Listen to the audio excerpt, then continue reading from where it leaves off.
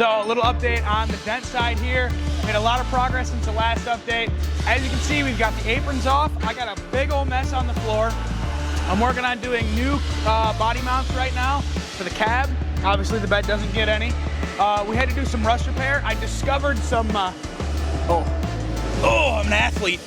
Discovered some rust mid-strip. I got some right in here, and I got some in the back windshield area as well. There was also a collision damage from the previous history of the truck over there, if you can see it.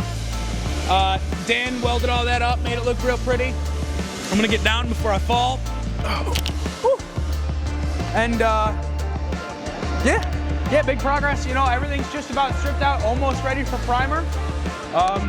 It's starting to get to that exciting stage where it's not just monotonous taking everything off, so it's doing good. Today I am working on this 1972 Chevelle. I am doing the body filler work. So this is owned by a gentleman who has the other Chevelle up front. He's building like a his and hers. This one is the wife's car, but they're gonna be matching, like same paint scheme and everything. So I'm doing the filler work so we can get it into spray polyester, and then this should be probably, yeah, this will be our next big restoration that we'll go through getting painted. So pretty excited about that.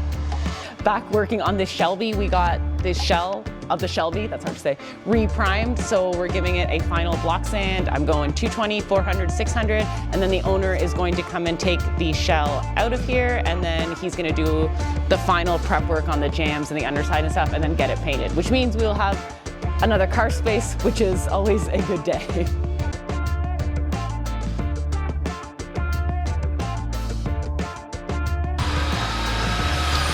We're currently in the process of getting all the panels back on.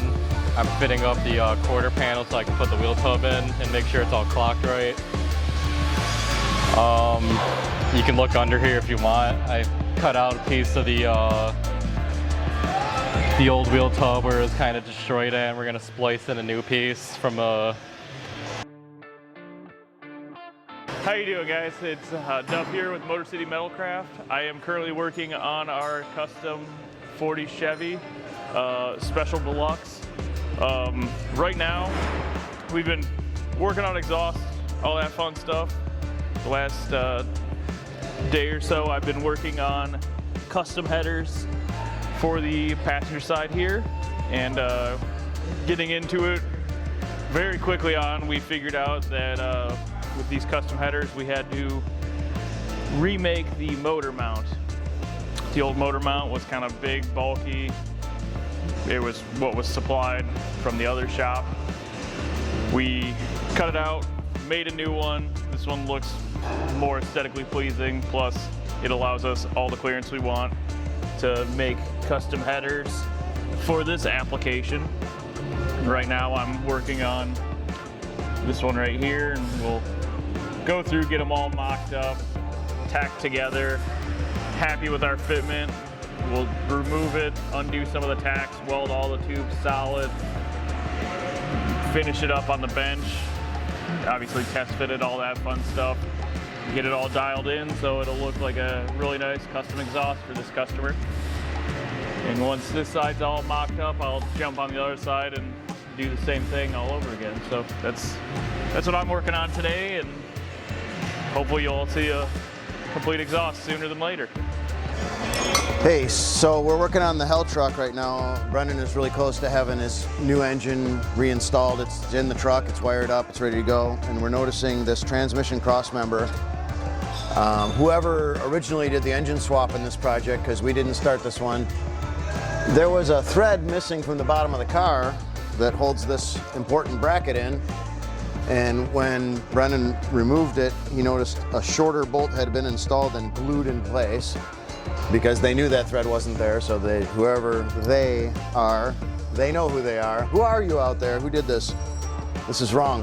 Anyway, so the process here, since the thread has been pulled out of the body, I take the proper size nut, I weld it to this little metal plate, which is about 1/8 of an inch thick, and then I cut a square hole out of the bottom of the car and weld this little nut plate into the car, grind the welds, paint that, and then I can install my bracket properly.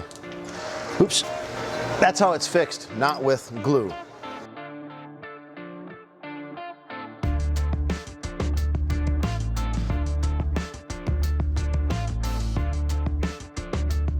What's up, guys? Angel with Motor City Metalcraft. Just a quick update on the 84 Cutlass. This is the Hurst Olds, and we are done wet sanding and polishing on this side anyway. This one I did a quick 3 coats, if you remember. How I knocked this one down is I blocked with 1500, 2000, and then 3000, and went from there. And yeah, we're gonna map out the lines for the black and get that going here soon. That's gravel guard, and we'll go over that with black.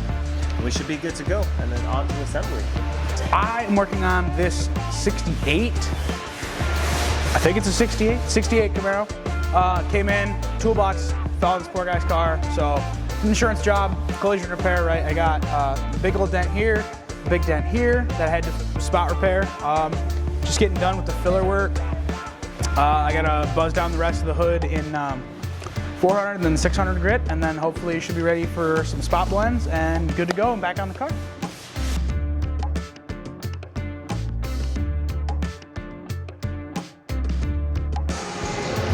Well, if you guys look over here, there's not an engine on the floor anymore. It's actually bolted into the truck again. This is the new oil cooler that's got to go in it, so then that way it doesn't have to do this again.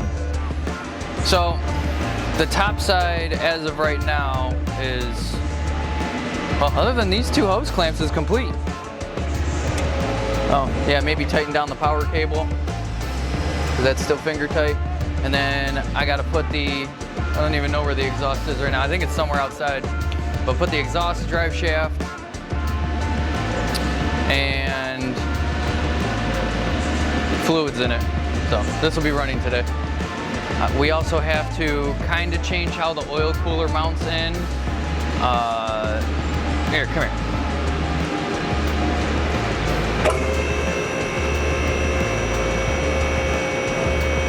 Make this a little easier.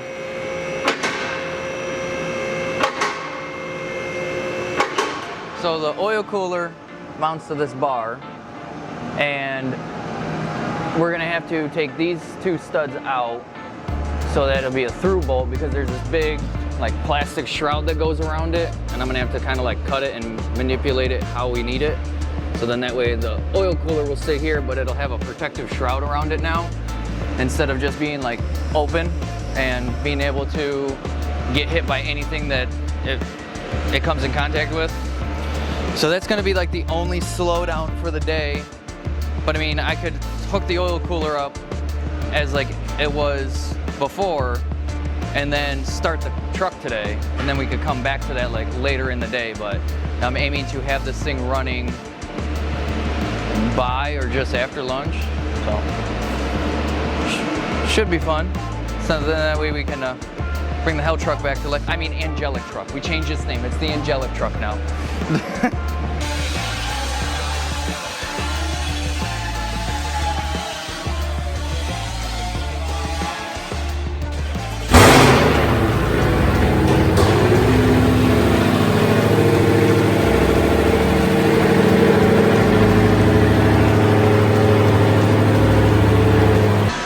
Yeah, like the back of the car looks more complete now.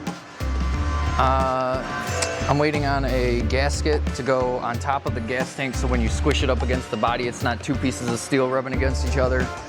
We got the rag top on, and it looks like a used rag. Like it just needs to be thrown in the trash. And then the pretty white steering column's in, so once I get everything for the brakes, I can put the studs in and make this car like movable and steerable. So, yeah. A little update on the MGAA. Got the car is running and driving. It's all tuned. Went through the carburetors, rebuilt those.